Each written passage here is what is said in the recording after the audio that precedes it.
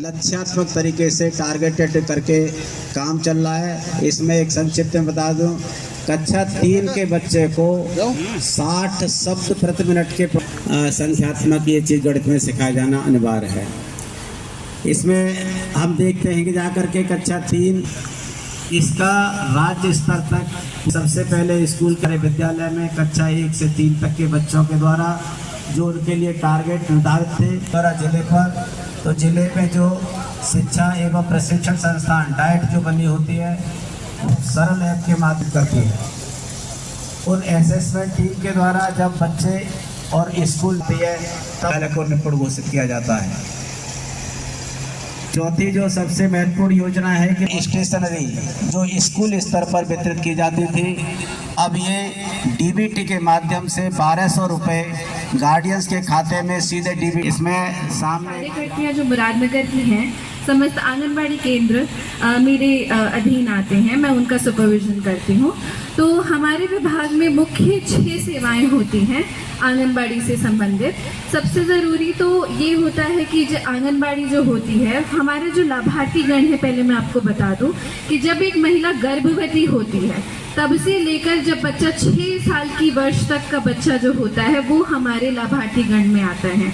तो हमारी एक लाभार्थी हो जाती है गर्भवती महिला, दूसरी हो जाती है धात्री महिला। धात्री महिला और जब नवजात शिशु पैदा होता है से लेकर 6 माह तक के बच्चे, ये हमारा एक लाभार्थी गण समूह होता है।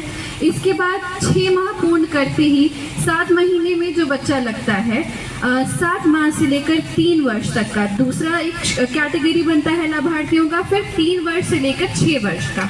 तो ऐसे हमारे लाभार्थी डिवाइडेड हैं। इन सब के लिए अलग अलग सेवाएं हैं। जैसे कि जब भी गर्भवती महिला गर्भ धारण करती है तो आशा और आंगनबाड़ी साथ में उसका जो हेल्थ चेकअप है, उसका MCP जो मदर चाइल्ड प्रोटेक्शन कार्ड, मातृ शिशु प्रोटेक्शन कार्ड जो बनता है उसको बनाती है। और जैसे वो पहला त्रैमास पूरा कर लेती है, चौथे त्रैमास से वो हमारे जो लाभ हमारे विभाग द्वारा जो लाभ दिया जाता है उससे उसको लाभान्वित करना शुरू कर दिया जाता है।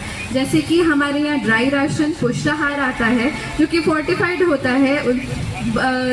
एक गर्भवती महिला और बच्चों शिशुओं के जो पोषण स्तर है उसकी वृद्धि निगरानी में बहुत ही सहयोग होता है उससे। ड्राई राशन में जो होता है वो चने की दाल आती है, दलिया आती है और रिफाइंड सोयाबीन ऑयल आता है। तो ये हम लोग हर श्रेणी में डिवाइडेड है कि कितना कितना दिया जाता है। उसकी SOP बनी है, वो समस्त आंगनबाड़ी केंद्रों पर भी और सभी अब उनकी आंगनबाड़ी के केंद्रों पर भी वो चस्पा रहती है, वो आप देख सकते हैं। तो एक्यूट मैलनरिश उनके प्रबंधन के लिए भी बहुत सारी गतिविधियां हैं।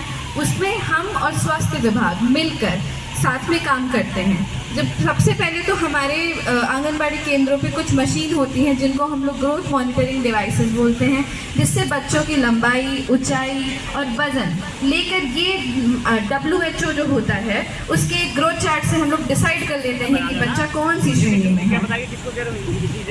तो बच्चे की श्रेणी डिसाइड करने के बाद उसका सैंपल प्रबंधन करते हैं, उसको ANM के द्वारा दवाई दी जाती है। अगर उसमें किसी भी प्रकार की चिकित्सीय जटिलता होती है तो उसको जिला MMG हॉस्पिटल में बच्चे को, लाभार्थी को वहाँ तक लेके जाती हैं उनके सैम प्रबंधन के लिए। इसके अलावा जो हमारा मेन है, यहाँ पे उपस्थित सभी पंचायत के सदस्यों एवं प्रधानों को मैं बताना चाहूँगी कि हमारा जो मेन सदस्य है और जैसे उनको लाभान्वित होती है वो निदेशालय पोषण ट्रैकर से ही लेती है। प्रत्येक आंगनबाड़ी को विभाग द्वारा फोन दिया गया है।